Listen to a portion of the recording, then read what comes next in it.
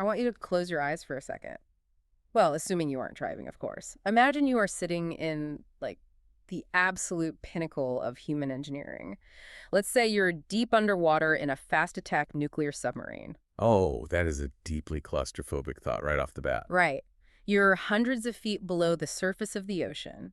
The pressure outside the hull is enough to crush steel like a soda can. But inside, you are surrounded by the steady, comforting hum of the reactor. Yeah, you have artificial air circulating, monitors glowing with telemetry. You've got scrubbers keeping the atmosphere perfectly breathable. Basically, you feel entirely secure. Exactly. Now, I want you to replace that submarine with a commercial airliner cruising at 40,000 feet. You're relying on these massive fly-by-wire computers making thousands of micro adjustments per second just to keep the nose pitched correctly. Or, I mean, better yet, imagine you are centuries in the future. You're millions of light years from home in a state-of-the-art starship, just riding a controlled matter-antimatter explosion across the cosmos. Yes. In all these scenarios, you are completely wrapped in this invisible web of physics and technology that you completely trust with your life.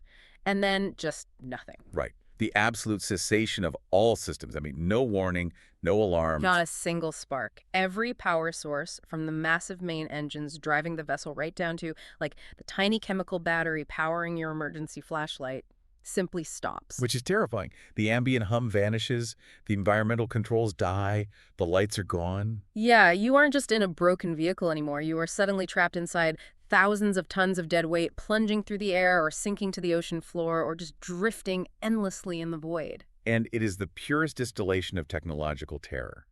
Because what you are describing isn't just a mechanical failure. I mean, a mechanical failure can be repaired, right? A blown fuse can be replaced. Yeah, exactly. You can fix a broken pipe. Right. What you are describing is the sudden, visceral realization that the fundamental rules of the universe, the very physics that allow our technology to operate, have just arbitrarily changed.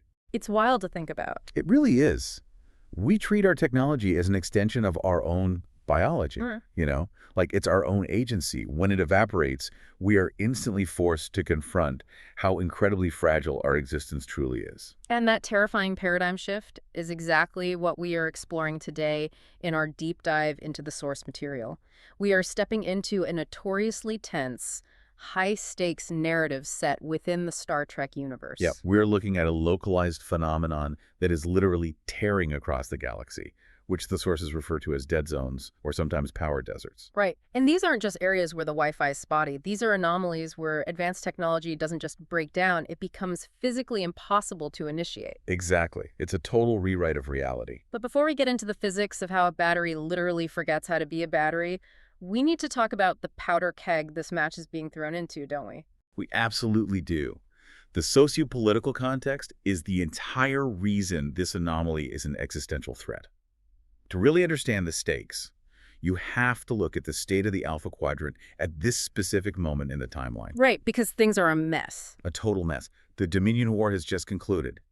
And this was a conflict that completely ravaged the galaxy. The major powers, so the United Federation of Planets, the Romulan Star Empire, the Klingon Empire, they're completely exhausted. Their fleets are depleted, right? Like, shipyards are empty. Exactly. Shipyards are empty, and entire generations of officers have just been lost. But most importantly, the prevailing psychological state of the galaxy is profound, systemic paranoia. They are essentially suffering from macro-level PTSD. I mean, nobody trusts anybody. Which is the worst possible environment for an unexplained scientific anomaly. I mean, put yourself in the shoes of a border patrol captain for a second. Okay, I'm a captain. Right, so if your ship's engines suddenly inexplicably fail, your first assumption is not going to be that you've encountered a fascinating new natural space weather phenomenon. Oh, definitely not. No. Your first thought, which is heavily filtered through years of brutal warfare and espionage, is that your enemy has developed a localized dampening weapon and is preparing to board you. Yeah, they're about to blow me out of the sky. Exactly. When you have empires that are already on a hair trigger like that, an unexplained technological blackout on this massive scale is the perfect spark to ignite a brand new, potentially final galactic war. And that is our mission for you today. You are going to see how a single, localized rewrite of scientific laws can strip away the illusion of control from the most powerful empires in existence. It's going to get very dark. It really is. We are going to look at what happens when the physics we take for granted just pack up and leave. Okay, let's unpack this by dropping right into the middle of the most tense real estate in the galaxy, the Romulan neutral zone. Which serves as the absolute perfect microcosm for the larger crisis. We basically have two distinct opposing philosophies trapped in the exact same bottle here. It's an incredible setup from the source material. We have the USS Enterprise, commanded by Captain Jean-Luc Picard, and a Romulan warbird, the Makluan, commanded by a guy named Jimry. Right, two heavyweights. Yeah. And they are in disputed space, effectively staring each other down in this classic Cold War standoff, and then boom, the dead zone washes over them. Everything goes dark. The warp drive is offline, the impulse engines are dead, the long-range sensors are completely blind. They are suddenly trying to steer these massive, sophisticated starships using like primitive chemical thrusters. The source material notes that they are kludging together the inertial dampers, the systems that keep the crew from turning into jelly when the ship accelerates so they run off the artificial gravity grid. Let's linger on that detail for a moment, actually, Right. because it really highlights the sheer desperation of the situation. Yeah, break that down for us. So, inertial dampers require massive amounts of predictive computing and energy to counteract the g-forces of space travel. But artificial gravity is a relatively static, low-draw system. By tying them together, the crew is essentially cannibalizing the basic foundational physics of their own environment just to survive minute by minute. Wow. It's the equivalent of tearing up the floorboards of your house to keep the fireplace burning during a blizzard. That is a brilliant analogy. And the blizzard is getting worse too. Picard realizes that even his hand phaser is totally useless. It's warm to the touch, the indicator lights show it is fully charged, but it simply won't fire. Right, it's just a paperweight. But wait, let me push back on this for a second, because this is where my brain gets stuck. I understand a warp core shutting down that relies on complex matter, antimatter, annihilation, dilithium matrix regulation. It's all highly complex. Oh, sure. But a hand phaser runs on a pretty simple chemical battery. If a localized anomaly is rewriting physics so severely that basic chemistry stops working, why aren't the crews just disintegrating? I mean, why isn't the chemical combustion in their own cells shutting down? Aren't these starships essentially just highly decorated tombs floating in space at this point? That is the exact terror they are facing, actually. And your question cuts right to the core of how these dead zones operate. The source material, specifically through the later theoretical work of Spock and Data, explains that these zones operate on a degradation curve. A degradation curve. Okay, what does that mean? They don't just act as a binary on-off switch for all physics simultaneously. It's not immediate. They are an entropic decay of subspace resonance. Okay, I'm tracking. Think of subspace as the medium through which high-level energy transfers occur. The anomaly essentially freezes that medium. The higher the energy state required, the faster it fails. So the matter-antimatter reactions of a warp core fail instantly. Because it's a massive energy transfer. Exactly.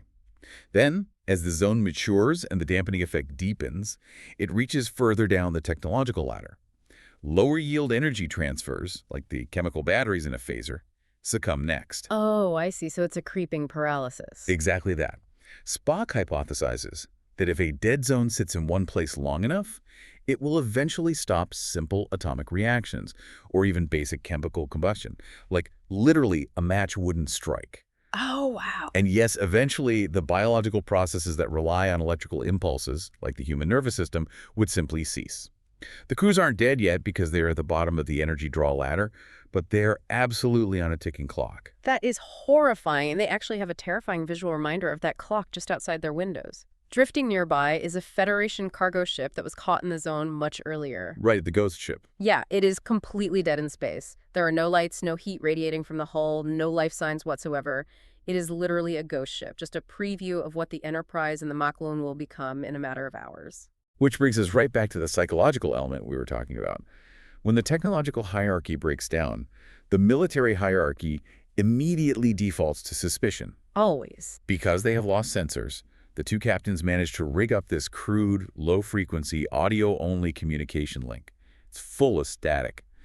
And what is the very first thing Commander Jemmery says to Picard? Yeah, he doesn't ask if they're okay, that's for sure. Not at all. He accuses Picard of testing a devastating new Federation weapon on his ship. The visual contrast in this scene is amazing, too. Jemery is making these grand, aggressive, authoritarian threats while literally floating out of his command chair because the Romulan ship has lost its artificial gravity grid entirely. Right, he has no gravity. He is trying to maintain this terrifying military bluster while bobbing around in zero-G, barking orders, and the source material specifically notes that his spit is forming little globes floating in the air in front of him. It perfectly encapsulates the absurdity of military posturing in the face of a cosmic rewrite of physics. I I mean, Jemery is a man whose entire identity is wrapped up in his command of a war machine. Yeah. Stripped of his technological power, he defaults to the only tool he has left, which is aggression. Picard, however, recognizes that diplomacy is no longer a luxury. It is a mechanical requirement for survival. Picard realizes that their only chance requires proposing a solution that goes against every instinct they have. He has to trust the Romulans. Right. Picard looks at the math. Neither ship has the raw thrust required to push its massive bulk out of the dead zone's radius before life support completely fails. They're too heavy. Exactly. But if they link their ships together with a physical tractor beam, they can use each other's mass. They can initiate a joint maneuver to slingshot themselves out in opposite directions. It's actually a brilliant application of Newtonian physics. But trust, in a complete power vacuum, is a very dangerous game. Because the maneuver requires simultaneous execution. If one side diverts their remaining power to the slingshot, they are entirely defenseless. If the other side decides to betray them at that critical moment, the betrayed ship is doomed. Which brings us to the Romulan science officer, Folan, who is suddenly forced to make an impossible choice. Here's where it gets really interesting. Picard proposes this joint slingshot maneuver. Jemery, playing the diplomat, agrees over the comms. Yeah, he plays along. But the absolute second the channel closes, Jemery turns to Folan and secretly orders her to divert their very last drops of reserve battery power away from the engines and directly into the ship's disruptor banks. That's unbelievable. His plan is to wait until the Enterprise drops its guard to initiate the physical tether, fire the weapons, destroy the Federation flagship, and claim a glorious victory for the Romulan Empire. It is a breathtakingly short-sighted and irrational decision by Jemery. Let me play devil's advocate here, though.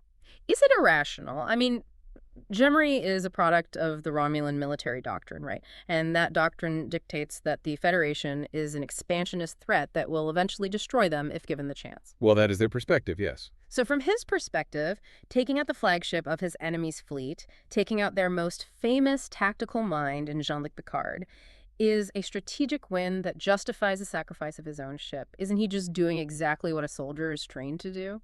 If the context were a standard battle, perhaps. But his logic is deeply flawed because it ignores empirical reality. I mean, if he fires the weapons, he might destroy the Enterprise, but he guarantees the death of himself and his entire crew. Because they used all the power. Exactly. They will have exhausted the energy needed to escape the anomaly.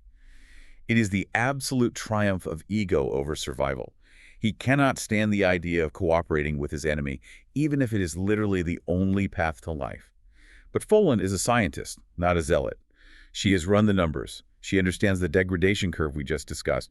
She knows the physics don't care about Romulan military doctrine. So she makes her choice.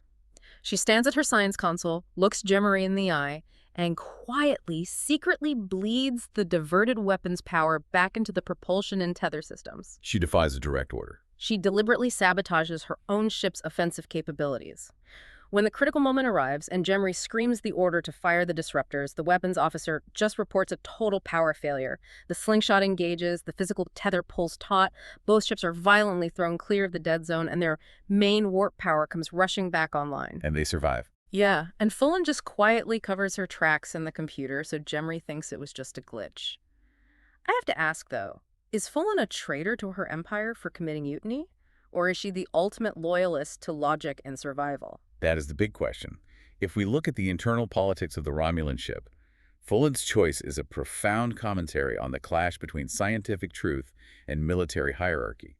Throughout the text, we see that Folan is trapped in a command structure that actively disrespects her discipline. Oh, yeah, Jemery is awful to her. He is. He openly mocks her at several points, telling her that science might be her strength, but tactics are not.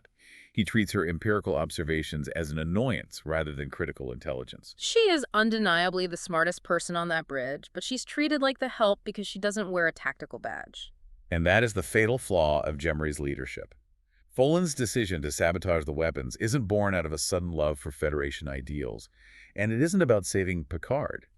It is a desperate assertion that scientific reality supersedes military ego. Right. Physics wins. Always. Her act of treason is literally the only thing that preserves the Empire's primary asset in that sector, the warbird itself and its crew. She acts as the true patriot precisely because she is willing to break the chain of command to enforce reality. But, and this is a massive twist in the narrative, while Folan plays the savior in this specific instance, we soon learn that her ultimate ambition is tied directly to the very person causing these dead zones to spread. Yes, the plot thickens considerably. She is a disciple of her former teacher, a man whose actions threaten to unravel the entire galaxy. Yes, the narrative suddenly shifts our focus far away from the neutral zone, deep into the Caltiscan star system. And here, we meet Commander Tessart. Tessart is, I don't even know what the right word is. He is the architect of this apocalypse, and his psychology is utterly chilling. We meet him in this remote, ancient alien science facility. The source material explains that he has discovered this hyper-advanced, millennia-old technology left behind by a forgotten civilization. This technology is what manipulates the subspace resonance we talked about earlier. But to secure this facility for his own research, the text casually drops the detail that Tessart engineered the slaughter of over 43,000 indigenous Caltiscan natives. Which is just a staggering number. He is a Romulan weapons researcher, undeniably a genius, but deeply, dangerously bitter. He is a man who feels profoundly underappreciated by the Romulan Senate. He has a massive chip on his shoulder. A huge one. He holds this massive, simmering grudge because they relegated him to this distant outpost. In his mind, it was a dead-end assignment meant to quietly exile him and avoid a messy war tribunal for his past unethical experiments. He is a textbook narcissist with a god complex, and his casual cruelty is just staggering to read. There is a scene where a Tal Shiar agent, the feared Romulan secret police, arrives on Caltisca the Farth to officially commandeer the project for the state. Right, to take his toy away. Yeah. And to assert his dominance, the Tal Shiar agent pulls out a weapon and literally vaporizes a cowering Caltiscan native right in front of Tessart, essentially saying, I'm in charge now, and your subjects are mine to kill. It's just brutal. And this brings the death toll to 43,733. And Tessart's reaction isn't horror or outrage. He's just annoyed because he thought he could still extract some manual labor or information out of that specific native. It perfectly illustrates a complete sociopathic detachment. People, to Tessart, whether they are indigenous populations or his own superiors, are simply variables in an equation. They are tools to be utilized or obstacles to be removed. A perfect example of that is his treatment of his own assistant, Varnell. The Tal Shiar agent eventually kicks Tessart out of the primary control room of the facility.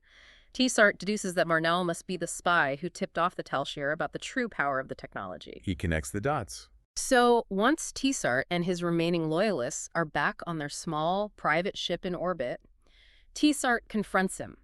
He doesn't hold a trial. He doesn't even yell. He just leans over the tactical console, taps a few keys, and literally beams Varnell into the freezing vacuum of deep space, one microscopic piece at a time. It's so cold. It is. His other assistant, a half-Klingon, half-Romulan named Lotra, watches this happen and says, "You should have let me stab him." And Tessart just smirks, brushes off his hands, and replies, "This was less messy." It's an execution carried out with the emotional investment of taking out the trash. Exactly. Which brings up a critical point. Tessart doesn't want to use this technology to help the Romulan Empire win a war. He wants to leverage it to become the supreme authority of the galaxy. But I have a mechanical question for you here. Sure. Even if he possesses this alien dampening field, how does one man, sitting on a remote rock, control a galactic-scale blackout? How does a localized field become a universal threat? This is where Tessart transitions from a bitter scientist to a galactic threat. He represents the ultimate peril of unregulated, advanced scientific discovery falling into the hands of a grievance-driven individual. Tessart realizes that the Tal Shiar, Starfleet, and the Klingon Defense Force have absolute numerical and military superiority. Right, they have fleets. He has a lab. Exactly. If he tries to fight them conventionally, he loses in an hour. But the alien technology doesn't just create a static field. It manipulates the subspace frequencies that underpin all matter. By weaponizing these frequencies, Tessart figures out how to propagate the dead zones like a virus through the subspace network. So it travels. Yes, he essentially writes a piece of physics-altering malware. He can instantly neutralize their fleets from light years away. 1,000 heavily armed warbirds are entirely meaningless if their warp cores refuse to ignite. It is a strategic masterstroke born of pure malice. He has discovered a way to wage asymmetric warfare not with troops, but by turning the laws of physics against his enemies. Wow.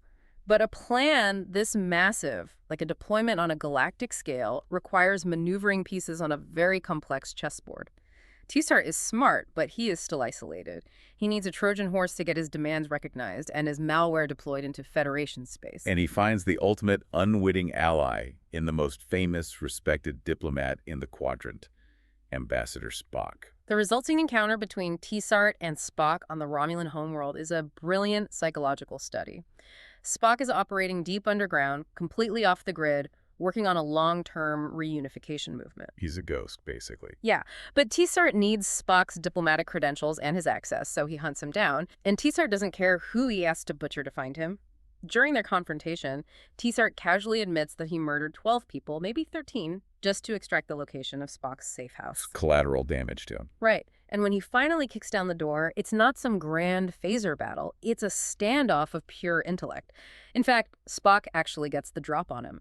Spock sneaks up behind Tsar and presses a heavy disruptor directly into his spine. So Spock has the tactical advantage. Spock has the tactical advantage, but Tsar doesn't break a sweat. He doesn't beg for his life. He just smirks over his shoulder and says, "I want to defect to the Federation, and I want you to help me do it." The audacity is incredible. It's incredible. It's like a game of multi-dimensional chess, and Tsar just flipped the board upside down. Yeah. He knows precisely who he is dealing with. He knows that Spock's adherence to Vulcan logic will ultimately compel him to cooperate.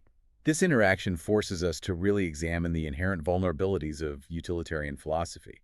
Spock is the living embodiment of logic, specifically the utilitarian principle that the needs of the many outweigh the needs of the few, or the one. Right, the classic Star Trek ethos. Exactly. Tsar understands this framework and deliberately weaponizes it against Spock. Tsar essentially lays his cards on the table. He says, yes, I am a mass murderer. Yes, I slaughtered innocent people in the streets today just to find you. But I possess the encrypted data that proves these expanding dead zones will inevitably consume the entire galaxy. So he presents a math problem. He does. He says, if you shoot me now, you avenge 12 people, but you ensure the death of trillions. I mean, we talk about the trolley problem in philosophy classes all the time, right? Do you pull a lever to divert a train to kill one person instead of 5? Yeah, a classic ethical dilemma. Tsar essentially ties trillions of people to the tracks, hands Spock the lever, and says, the only way to pull this lever is to help a serial killer escape justice. And Spock runs the cold calculus. The lives of Tsar's victims, as deeply tragic as they are mathematically insignificant compared to the sheer volume of lives currently at risk across the cosmos. So Spock makes his choice. Spock lowers the weapon, he agrees to escort Tsar. He effectively becomes a willing hostage to a psychopath's agenda simply because the data demands it. I have to ask you, does logic inherently fail when it encounters absolute irrational evil? Like, is Spock a coward here, or is he making the hardest, most necessary choice imaginable? I wouldn't call it cowardice, not at all. I would call it the ultimate agonizing moral compromise. Logic doesn't fail, but it is forced to accommodate the irrationality of the opponent. Spock's ethical framework demands that he prioritize the survival of the macro system over the punishment of a microactor. So he has to protect the villain. He is forced to harbor and protect a monster because the monster has swallowed the key to the cage. And the truly terrifying part of this entire dynamic is that Spock's mathematical calculation is entirely correct. While they were debating the finer points of philosophy in a basement, we begin to see the visceral, horrific consequences of Tsar's malware as the galaxy is plunged into darkness. Yeah, the source material takes us on this rapid-fire tour of the catastrophe, and it proves Spock's point in the most chilling way possible. We jump to Earth, specifically a Starfleet sensor monitoring station in Detroit. Right. Earth is right in the crosshairs. The operators are sitting around, arguing over barroom gossip about Romulan political plots, completely oblivious to the physics breaking down around them.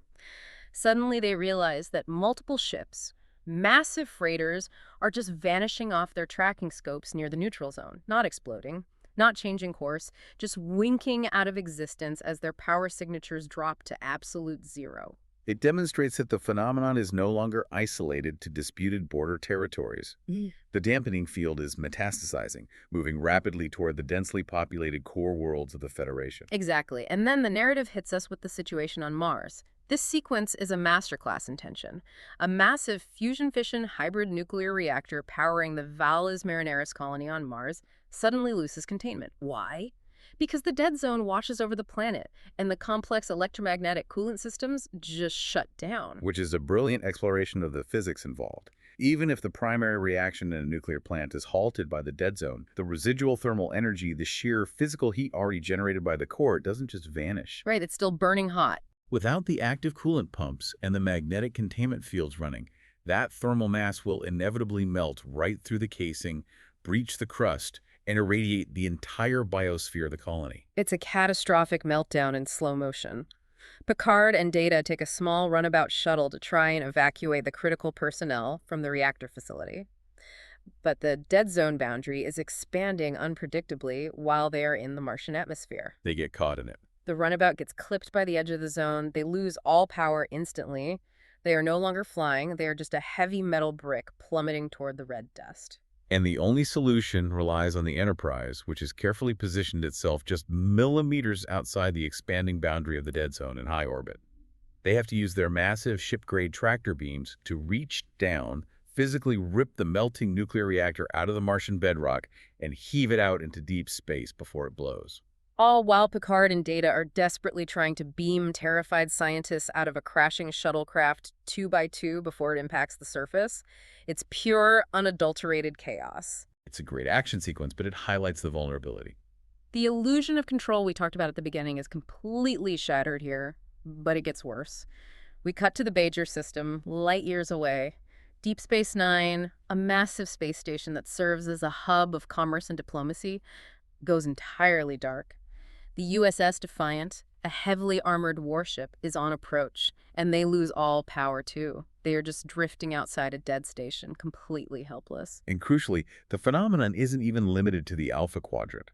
The source material takes care to show us the universal nature of this threat. Yes. We jump all the way to the Delta Quadrant, tens of thousands of light years away. The starship Voyager is running for its life, actively being pursued by a Borg cube. The Borg are relentless. Suddenly, Voyager's engines die. They're sitting ducks, waiting to be assimilated. But the Borg cube is completely dead in space, too. 7 of 9, a former Borg drone on Voyager, tries to reach out with her cybernetic implants, and she cannot sense the collective. The hive mind is gone. Let's really dig into this. If the Borg, the ultimate, terrifyingly adaptable techno-zombies who can assimilate any technology and adapt to any weapon, are dead in the water, what hope does anyone else have?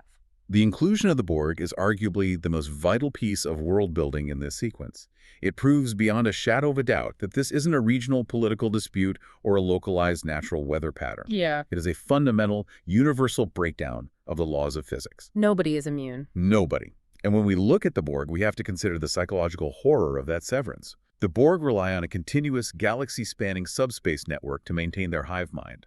When the dead zone freezes subspace, trillions of interconnected drones are suddenly violently severed. That has to be traumatic. They are reduced from a singular, omnipotent intelligence to isolated, confused biological units trapped in dead metal boxes. It is the ultimate systemic collapse. And that systemic collapse applies to the Federation, too. If we look at the sociological math here, it's terrifying. Think about technological dependence. When a civilization reaches the warp-faring stage, its population booms exponentially. Oh, absolutely. You have planets with billions, maybe trillions of individuals. They rely entirely on automated atmospheric processing, weather control grids, massive orbital replicator facilities for basic protein, and planetary energy grids just to keep the heat on. It is entirely analogous to the fears surrounding a massive Carrington event in our own world. Oh, like a solar flare that could wipe out our electrical grid. Exactly. You cannot simply revert to an agrarian hunter-gatherer society when your planet has a population of 9 billion people. The carrying capacity of the land, without synthetic fertilizers and mechanized transport, is maybe a fraction of that. Right. You don't just gracefully step back a century to the steam age and start churning butter. Society collapses entirely. The supply chains vaporize overnight. Tessart actually gloats about this very point to Picard later in the story. He knows exactly what he's doing. He does. He says the lucky ones on these planets will die quickly of asphyxiation when the atmospheric scrubbers fail, or they will freeze in a matter of hours. The unlucky ones will survive long enough to fall into total barbarism, waging brutal, primitive wars in the streets over the last scraps of replicated food. It's a bleak picture. When Tsart warns Spock that trillions will die, it isn't supervillain hyperbole meant to sound scary. It is a cold, inescapable mathematical certainty. We actually see a horrifying micro version of this societal collapse engineered by Tsart himself. Back in Romulan space, Folan, the science officer we met earlier, tries a desperate experiment. Right, she tries to save her people. She attempts to bypass the dead warp cores by using the planet's immense geothermal power grid to directly feed energy via a tether to an orbiting fleet of warbirds. It's a highly elegant, creative idea, but Tsart anticipated it. He secretly introduces corrupted code into her algorithms. He booby-trapped it. When the dead zone effect triggers over the planet, the corrupted code causes a catastrophic cascade failure in the energy transfer. The resulting feedback loop is so violent that the massive warbirds literally crack open like eggs and explode in low orbit. The burning debris rains down on the colony below, instantly devastating the planetary power grid and the civilian population. It's absolute engineered ruin. Seeing this sheer scale of destruction across the galaxy forces Captain Picard to make his own deal with the devil. He manages to intercept the small shuttle carrying Spock and Tsart. Picard brings Tsart aboard the Enterprise. But to actually stop the phenomenon, they have to get to the alien technology at the source, which means navigating deep into the Caltiscan system, located far behind enemy lines. Which requires navigating a geopolitical minefield of staggering complexity. Tsart, holding all the cards, provides Picard with specialized subspace codes that allow the Enterprise's sensors to pierce Romulan cloaking devices. This would theoretically allow them to fight their way through Romulan space.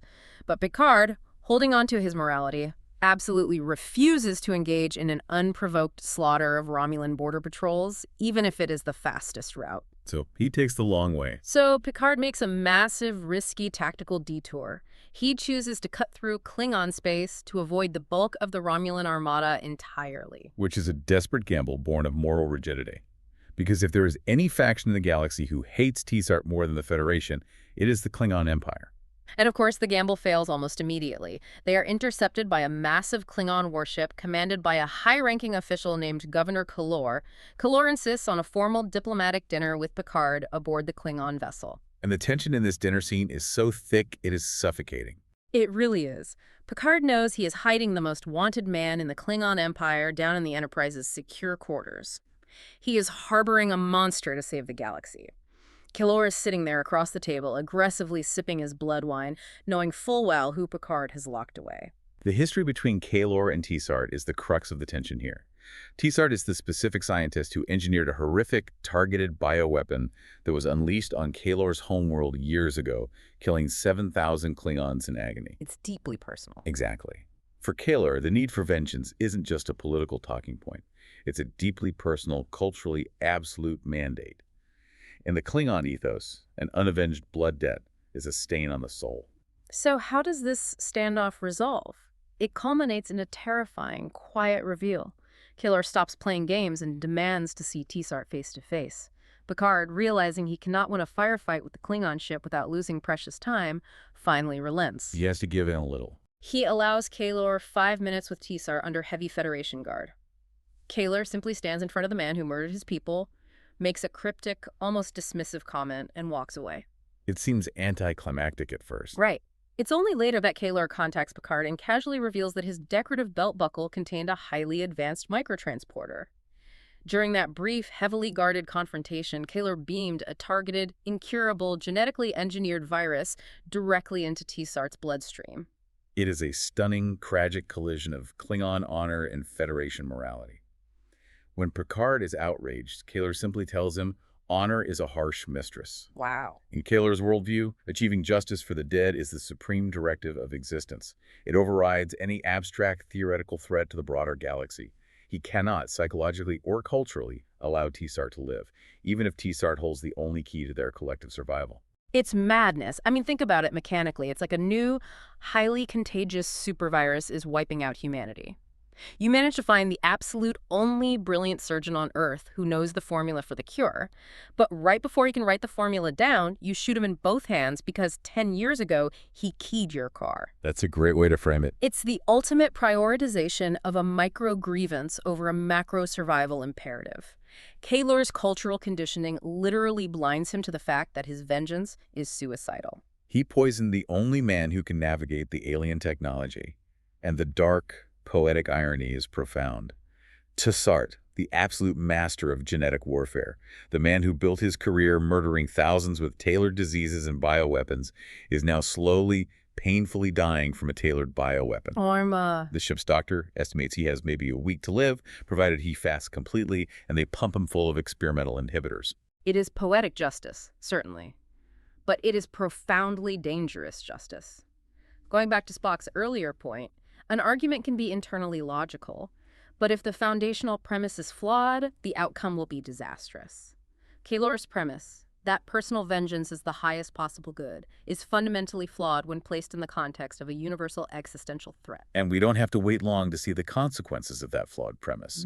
Kaylor's vengeance backfires almost immediately, in the most horrifying way imaginable. As the Enterprise finally breaks free from the Klingon tractor beams, desperately trying to outrun a newly forming dead zone, that very same anomaly overtakes Kaylor's homeworld, the planet Malinga. This sequence is perhaps the most sobering and haunting moment in the entire narrative. It completely shook me. The Enterprise manages to reach a pocket of safe space, sitting just outside the zone's influence, and their communication arrays pick up the emergency radio broadcasts emanating from Malinga.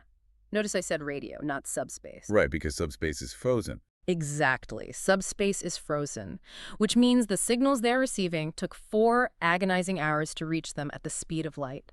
They aren't listening to a live feed. They are listening to ghosts. Oh. They hear the voice of a panicked Klingon communications officer begging for any nearby ships to assist. 7 massive antimatter power plants on the planet lose their magnetic containment field simultaneously.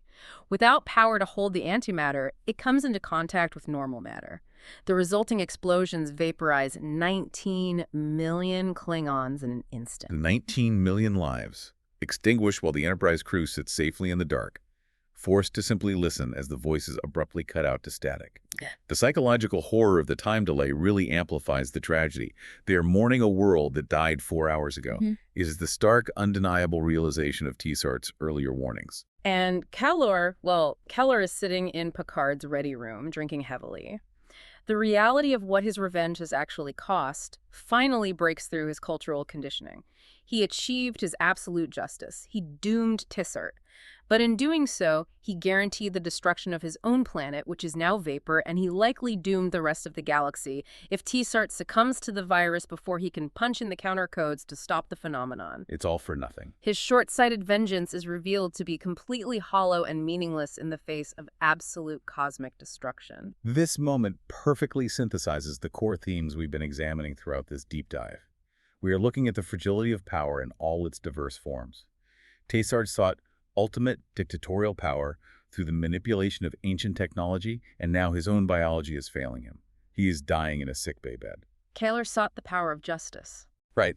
Keller sought the absolute moral power of justice, and it cost him his entire world and 19 million of his people. Picard seeks to maintain the power of order, morality, and Federation ideals, but he is forced to continually compromise his principles by harboring a mass murderer and hiding from the very people he is trying to save. Everything is falling apart. Every structure, every illusion of control they relied upon is shattering under the weight of this anomaly. And with millions dead, the clock is now literally ticking inside Tessart's bloodstream. They have to get through the final stretch of Romulan space to reach Kaltiska IV. Picard still refuses to blast his way through the border patrol, so he sends Commander Riker, Data, and Counselor Troy on a desperate, covert side mission. More variables. They take a small runabout to an automated Romulan relay station to steal a highly volatile substance called barantium. The plan is to use the barantium to mask the Enterprise's massive warp signature, effectively making them look like a standard Romulan freighter on long-range sensors. It is a highly pragmatic, if incredibly risky, tactical move by Picard. He is trying to control the variables. But on the way to the relay station, they encounter the most bizarre twist in the entire story. They nearly collide with a cloaked Galbutian garbage scow. A garbage scow. Yes, and this garbage ship is piloted by an overly cheerful, excessively fast-talking Romulan who calls himself Tobin. Tobin speaks perfect Federation standard without a universal translator. He claims he somehow built his own military-grade cloaking device using spare parts his cousin replicated for him, and he insists, with a giant smile, that he is defecting to the Federation. It's so weird. Think about the tonal whiplash here. You've got the apocalypse happening, planets are being vaporized, the Boers are dead, T-Sart is coughing up blood, and Commander Riker is stuck dealing with a chipper garbage man who wants to give him a hug and trade recipes. I have to ask you, do we buy this for a second? Or is this just another intricately layered trap set by T-Sart? Whether Tobin is a spy or genuinely just an eccentric garbage collector is almost beside the point. From an analytical perspective, Tobin represents the ultimate unknown variable in the equation. In grand strategic planning, whether it's T-Sart's meticulous plan for galactic domination or Picard's careful plan to sneak through enemy space, the architects always assume a certain level of predictability in their environment. Right, they expect people to act rationally. They rely on rational actors making rational choices. But in a universe that is literally falling apart at the seams, rationality degrades. Anomalies multiply. Riker is rightly deeply suspicious. He keeps his hand firmly planted on his phaser throughout the encounter. He's not buying it. But Tobin's erratic behavior, his sheer, unadulterated enthusiasm in the middle of a literal apocalypse, introduces an element of pure chaos that neither Picard nor T-Sart could have possibly calculated. It shatters the remaining illusions of control and sets the stage beautifully for the chaotic final phase of this crisis. It really does. It leaves you holding your breath, wondering how this house of cards is going to finally collapse. So, as we bring this journey to a close, let's look at the sheer, terrifying scale of what we've unpacked today. One man's deeply held grievance, T-Sart's feeling of being professionally underappreciated, weaponized by ancient, misunderstood physics, proves a horrifying point. The more advanced a civilization becomes, the closer it actually lives to the edge of the cliff. We are so reliant on things we don't understand. We build these massive, complex, interlocking systems to ensure our survival, but the foundational physics holding those systems up are incredibly fragile. That is the crucial, enduring takeaway for you listening right now. Look around your own environment today. Everything from the refrigerator keeping your food from spoiling, to the complex fiber optic internet routing this audio to your device, to the highly specialized medical equipment at the hospital down the street keeping people alive. It all relies entirely on an invisible, silent web of technology, supply chains, and fundamental physics. We just expect it to work. We operate every single day under the absolute assumption that the rules governing that web will never ever change. But what happens when they do? What happens when the underlying principles simply go away and the screen goes black? It strips away all the posturing, all the politics, all the military ego. We are left completely exposed, forced to make incredibly stark choices about who we are when the lights go out. Kalor chose his absolute vision of justice over the greater good, and it cost him his entire world and potentially the galaxy. Sobering thought. So I want to leave you with a final thought to mull over, something to explore on your own as you go about your day. Imagine you are standing in Kilor's shoes on that Klingon warship. You have the one man who could mathematically save the entire galaxy standing right in front of you. But that same man personally engineered the slaughter of your family, your friends, and thousands of your people. He is looking you in the eye with a smirk. Would you have the strength to let him live long enough to type in the salvation code? Or would you pull the trigger, claim your vengeance, and take your chances with the dark? A truly haunting question that tests the limits of our own logic. Thank you for joining us on this deep dive into the source material. We hope it sparked some new ideas and maybe made you look at your own technology a little differently. Keep questioning the foundations of the world around you, and the next time you hear that low, steady hum of an engine or the simple, reliable click of a light switch, well, appreciate the illusion of control while you still have it. Until next time.